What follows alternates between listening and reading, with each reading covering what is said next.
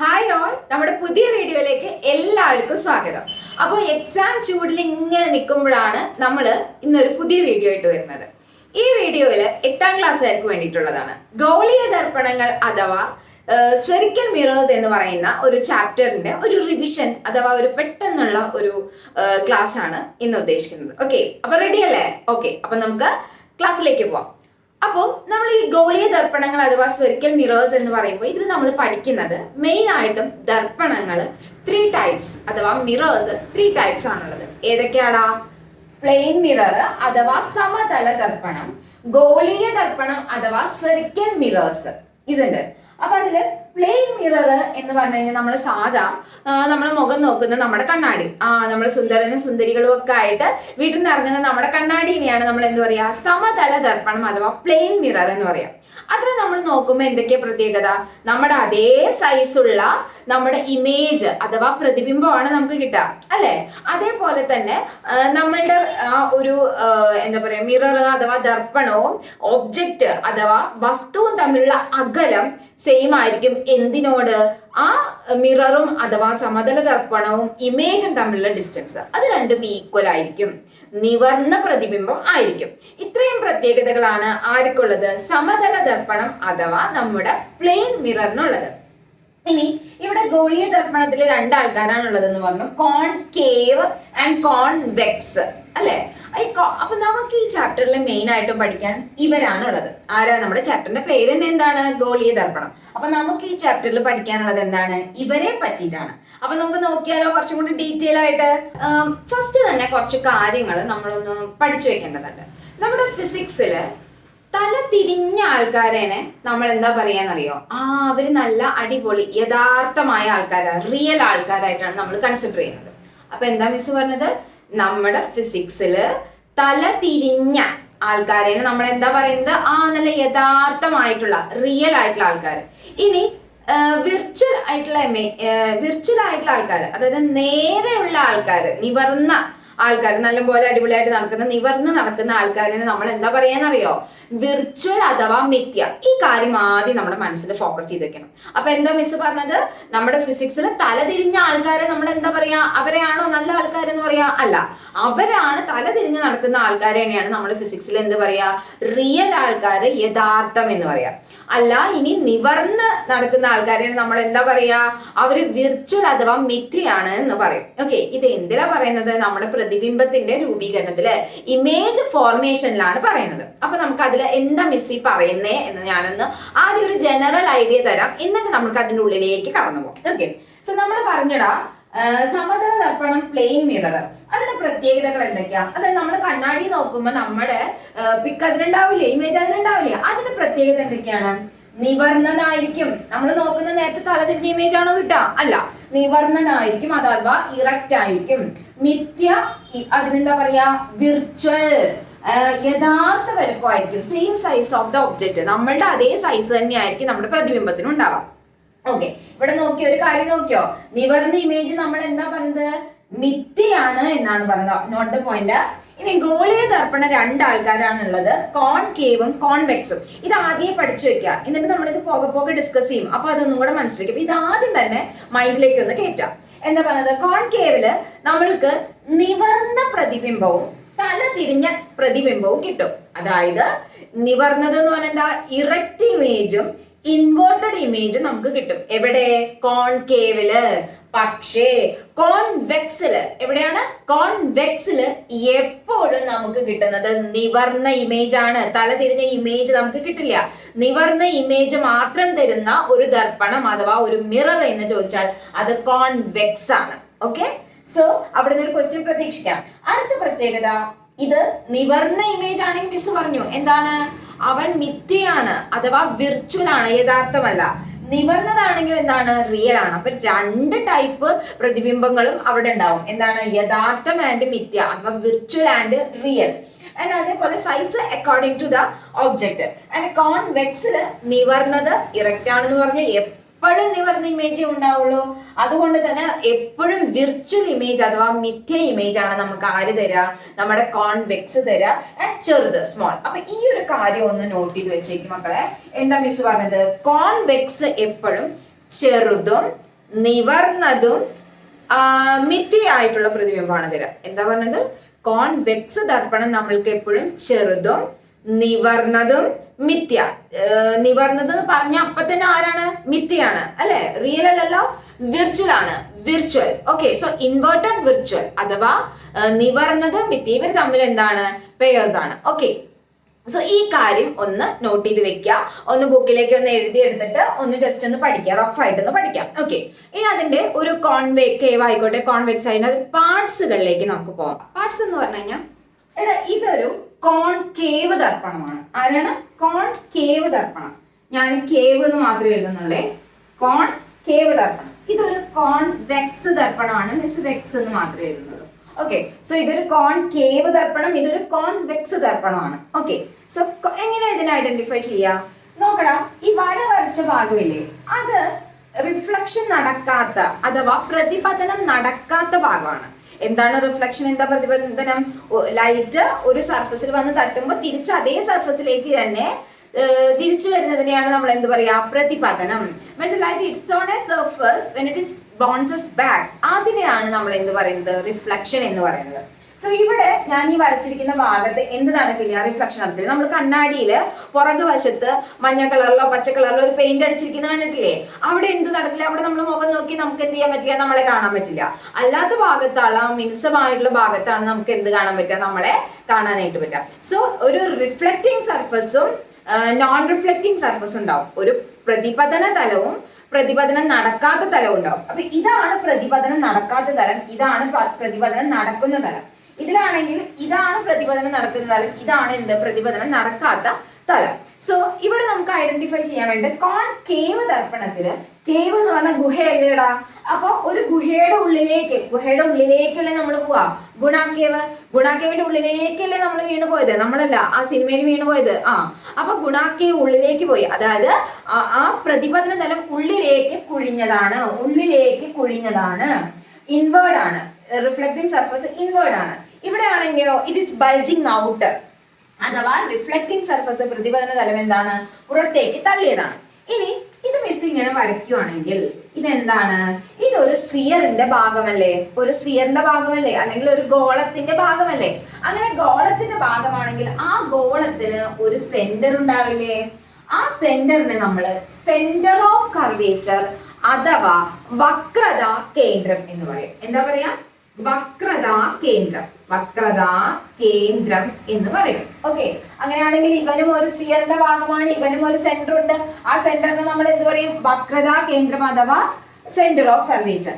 ഇനി ഈ റിഫ്ലക്റ്റിംഗ് സർഫസിന്, പ്രതിപതന തലത്തിന് ഒരു സെന്റർ ഉണ്ട്, അതിന് നമ്മൾ പോൾ എന്ന് പറയും. എന്താ പറയാ? പോള്. ഇനി ഇവരെല്ലാം കൂടെ ഞാൻ കൂട്ടി വരയ്ക്കുന്ന ഇതൊക്കെ ഇവിടെയാണ് പോൾ എങ്കിൽ അതിന് കൂട്ടി വരയ്ക്കുന്ന ഒരു ഇമാജിനറി ലൈനിനെ നമ്മൾ പറയുന്ന പേരാണ് പ്രിൻസിപ്പൽ ആക്സിസ്. ഓക്കെ, അഥവാ മുഖ്യ അക്ഷം. ഓക്കെ, സോ ഈ ഒരു കാര്യം സെറ്റായി എന്ന് വിചാരിക്കുന്നു. ഇനി ഈ മുഖ്യ അക്ഷത്തിന് സമാന്തരം എന്ന് പറഞ്ഞാൽ എന്താ? പാരലൽ ആയിട്ട് കുറച്ച് പ്രകാശരശ്മികള്, കുറച്ച് ലൈറ്റ് വന്ന് തട്ടുകയാണെങ്കിൽ അത് എല്ലാം കൂടെ ഒരു പോയിന്റിൽ ഫോക്കസ് ചെയ്യും. ഓക്കെ, അതൊരു പോയിന്റിൽ ഫോക്കസ് ചെയ്യും. അതിനെ നമ്മൾ പ്രിൻസിപ്പൽ ഫോക്കസ് എന്ന് പറയും. ഫസ്റ്റത്തെ ലൈൻ എടുത്തുവേ, നമ്മുടെ പ്രിൻസിപ്പൽ ആക്സിസ് ഇതാണ്, മുഖ്യ അക്ഷം ഇതാണ്. അതിന് സമാന്തരമായിട്ടൊരു പ്രകാശരശ്മി വന്നു, അതിവിടെ വന്ന് തട്ടി. അതെന്ത് ചെയ്യും മക്കളെ? തിരിച്ച് റിഫ്ലക്ട് ചെയ്ത് പോകും, പ്രതിഫലനം നടന്നിട്ട്. അടുത്ത രശ്മി വന്നു, ഇവിടെ തട്ടി, അവൻ പോയി. ഇനിയിപ്പോ താഴത്ത് നാന്ന് വരുന്നെന്ന് വിചാരിച്ചോ, അവൻ ഇവിടെ തട്ടി പോയി. ഇവിടെ നോക്കൂ, ഒരു കോമൺ പോയിന്റ് അവർ ഫോക്കസ് ചെയ്തില്ലേ? നമ്മൾ കേന്ദ്രീകരിച്ചില്ലേ? ആ പോയിന്റിന് പറയുന്ന പേരാണ് പ്രിൻസിപ്പൽ ഫോക്കസ് അഥവാ മുഖ്യ ഫോക്കസ്. ഇനി ശ്രദ്ധിക്കുക, ഈ സെന്റർ ഓഫ് കർവേച്ചർ മുതൽ പോൾ വരെയുള്ള ഈ ഒരു ഡിസ്റ്റൻസ് എന്ന് പറഞ്ഞു കഴിഞ്ഞാൽ ഇതിന്റെ ആരമല്ലേ? ആ സ്ഫിയറിന്റെ ആരമല്ലേ? ഇവിടെ നോക്കിക്കേ, ഈ പോൾ മുതൽ സെന്റർ ഓഫ് കർവേച്ചറിലുള്ള ഈ ഡിസ്റ്റൻസ്, അതിന്റെ റേഡിയസ് അഥവാ ആരമല്ലേ?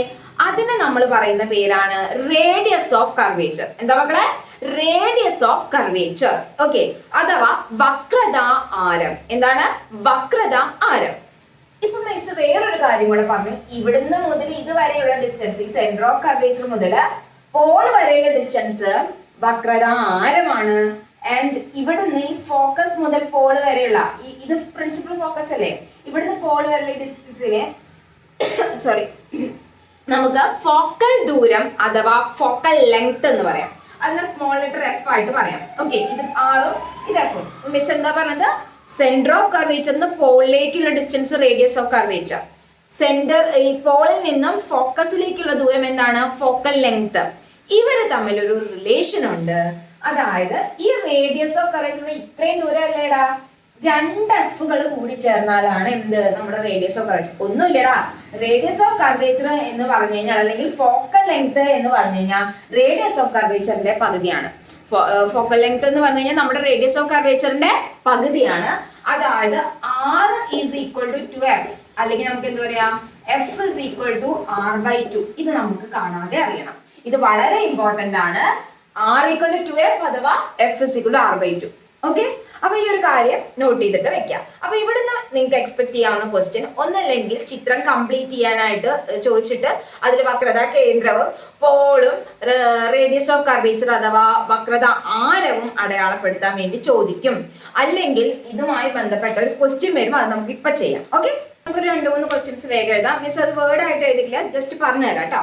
സോ റേഡിയസ് ഓഫ് കർവേച്ചർ അഥവാ വക്രത ആരം 40 സെന്റിമീറ്റർ ഉള്ള ഒരു കോൺകേവ് മിറർ അല്ലെങ്കിൽ കോൺവെക്സ് മിററിന്റെ ഫോക്കൽ ദൂരം എത്ര എന്നൊരു ചോദ്യം വന്നു വിചാരിക്കാം.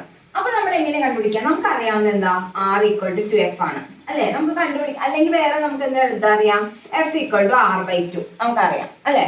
അതിനാണെങ്കിൽ നമുക്ക് കണ്ടുപിടിക്കേണ്ട F ആണ്. R തന്നിട്ടുണ്ട് എത്രയാണ്? അപ്പൊ ആദ്യം തന്നിട്ടുള്ള സംഭവങ്ങൾ എഴുതണം. തന്നിട്ടുള്ള എന്താ, R 40 സെന്റിമീറ്റർ തന്നിട്ടുണ്ട്. F ക്വസ്റ്റ്യൻ ഇല്ല, നമുക്ക് അറിയത്തില്ല, കണ്ടുപിടിക്കണം വേണ്ടേ? അപ്പൊ നമ്മൾ എന്താ ചെയ്യേണ്ടത്? F is equal to R/2 നമ്മുടെ ഇക്വേഷൻ എഴുതി ബോക്സിൽ ഇട്ട് വെക്കാം അല്ലെ? എന്നിട്ട് F is equal to R എത്രയാടാ, 40 ഹരിക്കണം 2 എത്രയാടാ, 20 സെന്റിമീറ്റർ ആണ് നമ്മുടെ ഉത്തരം. ഓക്കെ, സിമ്പിൾ അല്ലേ? അങ്ങനെയാണെങ്കിൽ നമുക്ക് അടുത്തത് നോക്കാം. ഏതാണ്? F 20 centimetre R. അപ്പൊ നമ്മൾ ആദ്യം എന്ത് എഴുതാം? തന്നിട്ടുള്ള സാധനം എഴുതണം. F 20 സെന്റിമീറ്റർ, R നമുക്ക് അറിയത്തില്ല. And what is equation? R is equal to 2F ആണ്, ബോക്സിൽ ഇട്ട് വെക്കുക. And എങ്ങനെ ചെയ്യും?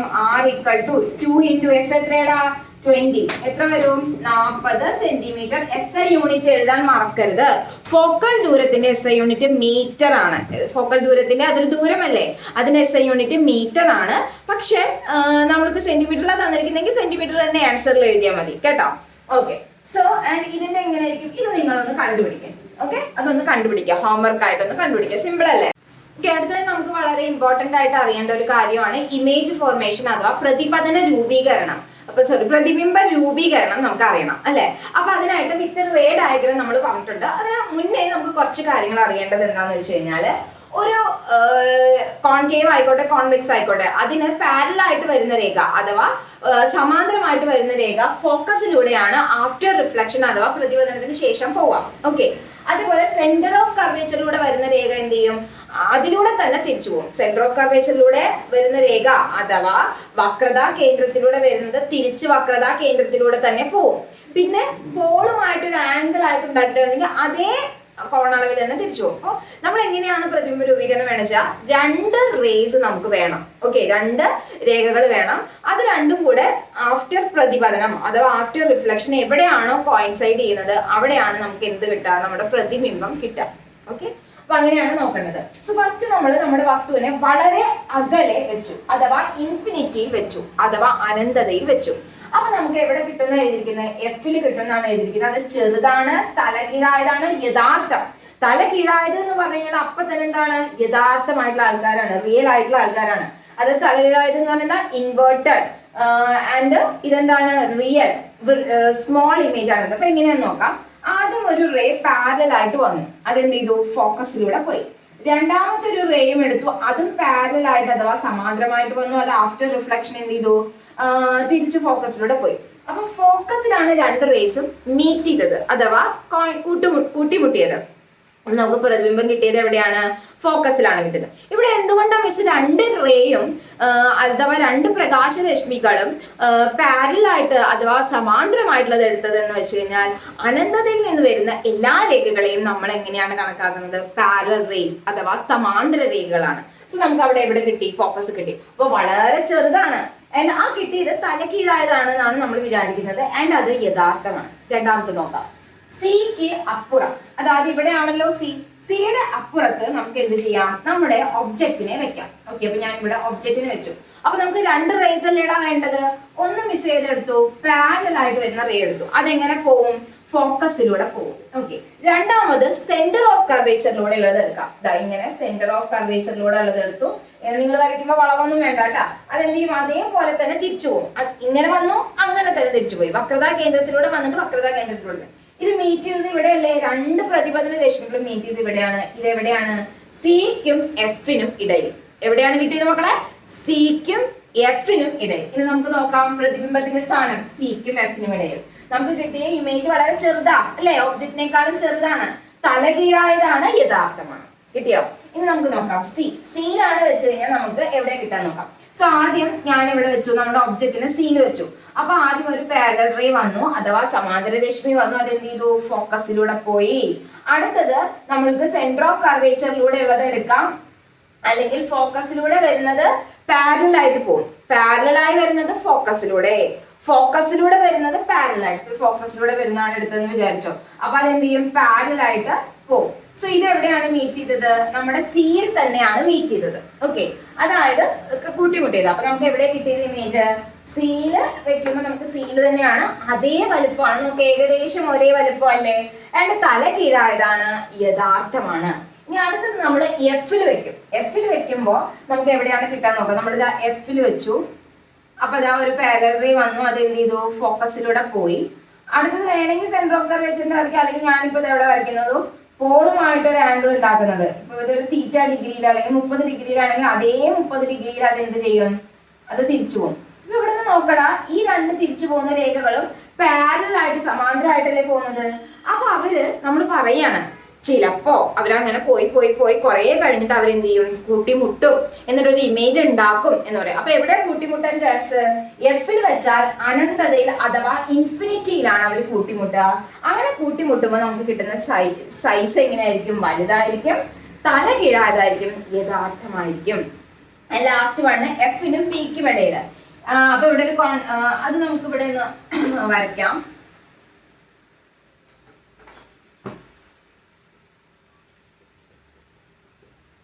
ഇവിടെ പി, ഇവിടെ എഫ്, ഇവിടെ സി. അപ്പൊ എഫിനും പിക്കും ഇടയിലാണ് നമ്മൾ വെക്കാൻ പോകുന്നത് അല്ലെ. അപ്പൊ ഇവിടെ വെച്ചു. അപ്പൊ ഇവിടെ വെച്ച് കഴിഞ്ഞാൽ പാരലൽ റേ വന്നാൽ എന്ത് ചെയ്തു, ഫോക്കസിലൂടെ പോയി. ഇനി അടുത്തൊരു റേ നമ്മൾ ഒരു ആംഗിൾ ആയിട്ടുള്ളത് ഉണ്ടാക്കി. അപ്പൊ അത് ഇങ്ങനെ പോയി, അതേ ആംഗിളിൽ പോയി. അപ്പൊ നോക്കടാ, ഇവർ രണ്ടുപേരും ഇങ്ങനെയാ പോകുന്നത്, അവരൊരിക്കലും കൂട്ടിമുട്ടാൻ പോകുന്നില്ല അല്ലെ. അപ്പൊ നമ്മൾ വിചാരിക്കുകയാണ്, നമ്മൾ ഇത് ബാക്കിലേക്ക് എക്സ്റ്റെൻഡ് ചെയ്ത് കഴിഞ്ഞാൽ ബാക്കിലേക്ക് നമുക്ക് കിട്ടും. ഇതിന്റെ പ്രത്യേകത എന്താ, അത് നിവർന്നതാ. ഇതുവരെ നമുക്ക് തല തിരിഞ്ഞതാ കിട്ടിയത്. ഇപ്പൊ കിട്ടിയത് എങ്ങനെയാ, നിവർന്നത്. നിവർന്നതാണെങ്കിൽ റിയൽ ആണോ വിർച്വൽ ആണോ, യഥാർത്ഥമാണോ മിഥ്യയാണോ? യെസ്, വെരി ഗുഡ്, മിഥ്യയാണ്. സോ നമുക്ക് വളരെ വലുതും നിവർന്നതും മിഥ്യമാണ്. ഈ ലാസ്റ്റത്തെ ഈ ഒരു കാര്യമായിട്ട് കോൺകേവ് മിററിന് ഒരുപാട് ആപ്ലിക്കേഷൻ ഉണ്ട്. അതായത് ഇപ്പൊ നമ്മളിത് കോൺകേവ് മിററിനെ പറ്റിയിട്ടാണ് പറഞ്ഞത്, അഥവാ കോൺകേവ് ദർപ്പണത്തെ പറ്റി. ഇപ്പൊ നമ്മളിവിടെ പറഞ്ഞത് കോൺകേവ് ദർപ്പണത്തിനെ പറ്റിയിട്ടാണ്. ഇതിലെ ലാസ്റ്റത്തെ സിറ്റുവേഷൻ നോക്കിയേ, എഫിനും പിക്കും ഇടയിൽ വെക്കുമ്പോൾ വലിയ ഇമേജും നിവർന്നതും കിട്ടി അല്ലെ. അതിന് ഒരുപാട് ആപ്ലിക്കേഷൻസ് ഉണ്ട്. നമ്മൾ മേക്കപ്പ് മിറേഴ്സ് ആയിട്ടും, നമ്മൾ കണ്ണടക്കടയിൽ പോയാൽ അവർ ഒരു വലിയൊരു കണ്ണാടി തരും, അല്ലെങ്കിൽ നമ്മൾ ജ്വല്ലറിയിലൊക്കെ പോയി കഴിഞ്ഞു കഴിഞ്ഞാൽ അവർ വലിയൊരു മിറർ തരും, അല്ലെങ്കിൽ വലിയ ബ്യൂട്ടി പാർലറിലൊക്കെ പോയി കഴിഞ്ഞാൽ അവിടെ ഉണ്ടോ, അല്ലെങ്കിൽ ഡെന്റിസ്റ്റുകളുടെ കയ്യിൽ ഉണ്ടായിരിക്കുമല്ലോ. അപ്പൊ ഇത് എന്തിനാണെന്ന് സംഭവിച്ചു കഴിഞ്ഞാൽ, അല്ലെങ്കിൽ ഷേവിംഗ് മിറർ ആയിട്ട് യൂസ് ചെയ്യും. ഇതെന്തിനാണ്, നമ്മുടെ മിറർ വെച്ചിട്ട് നമ്മൾ നോക്കുന്ന സമയത്ത് ഇപ്പൊ ഷേവ് ചെയ്യുമ്പോഴൊക്കെയാണെങ്കിൽ കറക്റ്റ് ആയിട്ട് വലുതായിട്ട് കാണാൻ വേണ്ടിയിട്ടാണ്. അപ്പൊ വലിയ ഇമേജും നിവർന്ന ഇമേജും ആണ് നമുക്ക് കിട്ടുന്നത്. അപ്പൊ ഒരു കോൺകേവ് വരുന്ന ഫസ്റ്റത്തെ ഒരു ഇത് മിസ് കാണിച്ചു തന്നില്ലേ, ഒരു ഫ്ലോ ചാർട്ട്. അതിൽ നിന്ന് മിസ് പറഞ്ഞു, കോൺകേവ് മിറർ എന്തൊക്കെ ഇതുണ്ടാക്കും, പ്രതിബിംബങ്ങൾ ഉണ്ടാക്കും, മിഥ്യയായിട്ടുള്ളതും യഥാർത്ഥമായിട്ടും ഉണ്ടാക്കും. അതായത് റിയൽ ആൻഡ് വിർച്വൽ ഉണ്ടാക്കും. അതായത് തല തിരിഞ്ഞതും നിവർന്നതും ഉണ്ടാക്കാനുള്ള കഴിവ് ആർക്കുണ്ട്, നമ്മുടെ കോൺകേവ് മിററിന് ഉണ്ട്.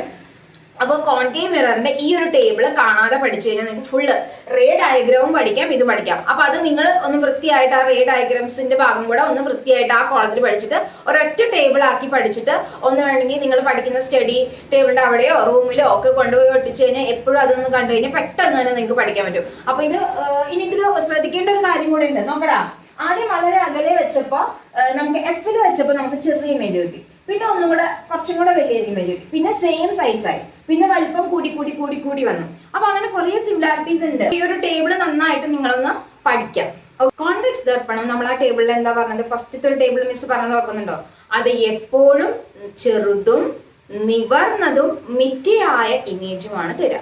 ഈ കോൺവെക്സ് ദർപ്പണം എന്ന് പറയുമ്പോൾ തന്നെ നമ്മുടെ മൈൻഡിൽ ആലോചിക്കേണ്ടത് നമ്മൾ കാറിന്റെ മിറർ, കാറിന്റെ സൈഡിലുള്ള മിറർ ഇല്ലേ, അത് കോൺവെക്സ് ദർപ്പണം. നമ്മൾ കാറിന്റെ സൈഡത്തെ മിററിലൂടെ നമ്മൾ നോക്കുമ്പോൾ നമ്മൾക്ക് ബാക്കത്തെ വണ്ടീനെ കാണാൻ പറ്റും. അത് വളരെ വലുതായിട്ട് കാണും, അത് ചെറുതായിട്ട് കാണും, ചെറുതായിട്ടല്ലേ കാണുക. അപ്പൊ നമ്മുടെ ഇത് ആലോചിച്ചാൽ മതി, കാറിന്റെ അല്ലെങ്കിൽ വണ്ടിയുടെ റിയർ വ്യൂ മിറർ ആയിട്ട് യൂസ് ചെയ്യുന്നത് എന്താണ്? കോൺവെക്സ് ആണ്. അവിടെ ചെറുത് നിവർന്നത് ആയിട്ടുള്ള ഇമേജാ കിട്ടുക. നിവർന്നതാണെങ്കിൽ അപ്പൊ തന്നെ അത് എന്താണ്? മിഥ്യയാണ്. അഥവാ ഇറക്റ്റ് ആണെങ്കിൽ അത് എന്താണ്? വിർച്വൽ ഇമേജ് ആണ്. ഓക്കെ, അപ്പൊ ഇത് എപ്പോഴും അങ്ങനെ തരാം. അതിന്റെ റേ ഡയഗ്രം പഠിച്ചു വെക്കണം. സോ ഇതാ ഒരു കോൺവെക്സ് മിറർ ഞാൻ വരച്ചു, FCE ഒക്കെ അടയാളപ്പെടുത്തി, ഇവിടെ ഒരു ഒബ്ജക്റ്റിനെ വെച്ചു, അതിന് പാരലായ റേ വന്നു, അത് ഫോക്കസിൽ നിന്ന് വരുന്നത് പോലെ ഈ സെന്റർ ഓഫ് കർവേച്ചറിലേക്ക് വരുന്ന പോലെ അതേപോലെ തിരിച്ചുപോയി. അപ്പൊ അത് അവിടെ എന്തായാലും കൂട്ടിമുട്ടാൻ പോകുന്നില്ല. അപ്പൊ ബാക്കിൽ ഇതാ ഇവിടെ അത് കൂട്ടിമുട്ടും. അത് നിവർന്ന ഇമേജ് ആണ്, നിവർന്നതാണെങ്കിൽ ഇത്. അപ്പൊ അതൊന്ന് പഠിച്ചു വെക്കണം, അതൊരു ഇമ്പോർട്ടന്റ് ആയിട്ടുള്ള ഒരു പോയിന്റ് ആണ്. ഓക്കെ, സോ കോൺകേവും കോൺവെക്സും നമ്മൾ പഠിച്ചു. ഈ ഒരു വീഡിയോ കുറച്ച് ലെങ്തി വീഡിയോ ആയിരിക്കും, ഫുൾ ചാപ്റ്റർ നമ്മൾ കവർ ചെയ്യുന്നത് കൊണ്ടാണ്. ഓക്കെ, നമുക്ക് പഠിക്കാനുള്ള ഒരു ടോപ്പിക്കാണ് ആവർത്തനം. ആവർത്തനം അഥവാ മാഗ്നിഫിക്കേഷൻ. ആവർത്തനം അഥവാ മാഗ്നിഫിക്കേഷൻ, അതായത് നമ്മളൊരു ഒബ്ജക്റ്റ് വെച്ചു. ആ ഒബ്ജക്റ്റ് വെച്ച് കഴിഞ്ഞാൽ ചിലപ്പോൾ നമുക്ക് വലിയ ഇമേജ് കിട്ടും, ചിലപ്പോൾ നമുക്ക് ചെറിയ ഇമേജ് കിട്ടും. അപ്പൊ അതെന്താണ്? നമ്മൾ വെച്ച ഒബ്ജക്റ്റിനനുസരിച്ച്, വെച്ച വസ്തുവിനനുസരിച്ച് നമുക്ക് കിട്ടുന്ന പ്രതിബിംബം വലുതാണോ ചെറുതാണോ എന്ന് നമ്മൾ കമ്പയർ ചെയ്യുന്നതിനെയാണ് നമ്മൾ എന്ത് പറയുന്നത്? ആവർത്തനം അഥവാ മാഗ്നിഫിക്കേഷൻ എന്ന് പറയുന്നത്. സോ അതിന്റെ ഇക്വേഷൻ m=hi/ho ആണ്. ഇതിന് hi എന്ന് പറയുന്നത് നമ്മുടെ ഹൈറ്റ് ഓഫ് ദ ഇമേജ് അഥവാ നമ്മളുടെ പ്രതിബിംബത്തിന്റെ ഹൈറ്റ്. HO എന്ന് പറഞ്ഞാൽ ഹൈറ്റ് ഓഫ് ദ ഒബ്ജക്റ്റ് അഥവാ നമ്മുടെ വസ്തുവിന്റെ ഹൈറ്റ്. ഓക്കെ, സോ ഇവർ തമ്മിലുള്ള ഒരു റേഷ്യോ ആണ് എന്ത്? മാഗ്നിഫിക്കേഷൻ. ഇപ്പൊ നമ്മൾ ഈ ഹൈറ്റ് ഓഫ് ദ ഒബ്ജക്റ്റ് എപ്പോഴും നമ്മൾ ഒബ്ജക്റ്റിന് നിവർത്തിയിട്ടല്ലേ വെക്കുക. അപ്പൊ ഹൈറ്റ് ഓഫ് ദ ഒബ്ജക്റ്റ് എപ്പോഴും എന്തായിരിക്കും? പോസിറ്റീവ് ആയിരിക്കും. അതായത് നമ്മൾ നിവർത്തി വെക്കുന്നത്, നിവർന്നതിനേക്ക് നമ്മൾ എന്താ പറയുന്നത്? പോസിറ്റീവ് ആയിട്ട് പറയും. ഹൈറ്റ് ഓഫ് ദ ഇമേജ് അഥവാ പ്രതിബിംബം ചിലപ്പോൾ പോസിറ്റീവ് ആവാം, ചിലപ്പോൾ നെഗറ്റീവ് ആവും. നമുക്ക് തല തിരിഞ്ഞ ഇമേജ് ആണ് കിട്ടുന്നതെങ്കിൽ അത് നെഗറ്റീവ് ആയിരിക്കും, നിവർന്നതാണെങ്കിൽ നമുക്കത് പോസിറ്റീവ് ആയിരിക്കും. ആൻഡ് ഇതിന്റെ അപ്ലിക്കേഷൻസ്, യൂസസ്, കോൺകേവ് മിറർ എവിടേക്ക് യൂസ് ചെയ്യുന്നു, കോൺവെക്സ് എവിടേക്ക് യൂസ് ചെയ്യുന്നു, വളരെ ഇമ്പോർട്ടന്റ് ആണ്, അത് നോക്കി പോകണം. സോ ഈ ഒരു ചാപ്റ്ററിൽ നിങ്ങൾക്ക് പഠിക്കാനായിട്ട് ഉള്ളത് എന്ന് പറഞ്ഞു കഴിഞ്ഞാൽ, മിസ് ആദ്യം പറഞ്ഞിരുന്ന ഒരു ഫ്ലോ ചാർട്ട്, അത് പഠിച്ചു കഴിഞ്ഞാൽ തന്നെ നിങ്ങൾക്ക് എന്ത് ചെയ്യാൻ പറ്റും? എല്ലാ കാര്യങ്ങളും ഇതാക്കാൻ പറ്റും അല്ലെ. അതായത് പ്ലെയിൻ മിറർ ഉണ്ട്, കോൺകേവ്, കോൺവെക്സ് ഉണ്ട്. അതിൽ കോൺകേവില് 2 ടൈപ്പ് ഇതും ഉണ്ടാക്കും. എന്തൊക്കെയാണ് പ്രതിബിംബങ്ങൾ ഉണ്ടാക്കും? റിയൽ അഥവാ വിർച്വൽ. അതേപോലെ തന്നെ നമുക്കതിന് എന്താ പറയുക, കോൺവെക്സ് ആണെങ്കിൽ എപ്പോഴും അതൊരു വിർച്വൽ ഇമേജ് അഥവാ മിഥ്യ ഇമേജ് ആണ് തരിക. ചെറുതായിരിക്കും, നിവർന്നായിരിക്കും. അതിന് കാറിന്റെ റിയർ വ്യൂ മിറർ ആയിട്ട് ആലോചിക്കാം. അതിന്റെ കോൺകേവ് മിററും നിവർന്ന ഇമേജ് തരുന്നുണ്ട്. ലാസ്റ്റത്തെ സിറ്റുവേഷൻ അത് ഇമ്പോർട്ടന്റ് ആണ്, അത് ചോദിക്കാൻ ചാൻസ് ഉണ്ട്. Fനും Pക്കും ഇടയിലുള്ളപ്പോ അല്ലെ. അപ്പൊ നിവർന്നത് കിട്ടുന്നുണ്ട്, അത് വലുതാണ് കിട്ടുന്നത്, വലുതാണ്. കോൺവെക്സിന് കിട്ടുന്നത് നിവർന്നതാണ്, പക്ഷെ ചെറുതാ കാറിന്റെ. പക്ഷെ ഇവിടെ ആണെങ്കിലോ നമ്മൾ മേക്കപ്പ് മിററിലാണെങ്കിലും ഡെന്റിസ്റ്റുകളൊക്കെ നമുക്ക് പല്ല് വലുതായിട്ട് കാണിക്കണമെങ്കിൽ എന്ത് വേണം? വലിയ ഇമേജ് ആണ്. അപ്പൊ അതൊന്ന് നോട്ട് ചെയ്തിട്ട് വെക്കുക. ഓക്കെ, അപ്പൊ ഇന്നത്തെ വീഡിയോ ഇത്രയേ ഉള്ളൂ. എല്ലാവർക്കും ഇഷ്ടപ്പെട്ടു എന്ന് വിചാരിക്കുന്നു. നിങ്ങളത് നന്നായിട്ട് പഠിക്കുക, റിവൈസ് ചെയ്യുക. വളരെ ചെറിയ ചാപ്റ്റർ ആണ്. അതിന്റെ വിലയിരുത്താം അല്ലെങ്കിൽ എക്സസൈസ് ഭാഗത്തിലത്തെ ക്വസ്റ്റ്യൻസും കൂടെ ഒന്ന് ചെയ്ത് നോക്കാം കേട്ടോ. അപ്പൊ R=2F മറക്കണ്ട, മാഗ്നിഫിക്കേഷൻ hi/ho മറക്കണ്ട. പിന്നെ എന്താണ് അതിന്റെ പ്രത്യേകത? ബോക്സിലാക്കിയിട്ട് മിസ് എല്ലാം തന്നിട്ടുണ്ട്, ആ റേ ഡയഗ്രം അടക്കം തന്നിട്ടുണ്ട്. അപ്പൊ നല്ല കുട്ടികളായിട്ട് പഠിച്ച് നല്ല മാർക്ക് കിട്ടട്ടെ. അപ്പൊ നമുക്ക് മറ്റൊരു വീഡിയോയിൽ കാണുന്നത് വരെ എല്ലാവർക്കും ബൈ.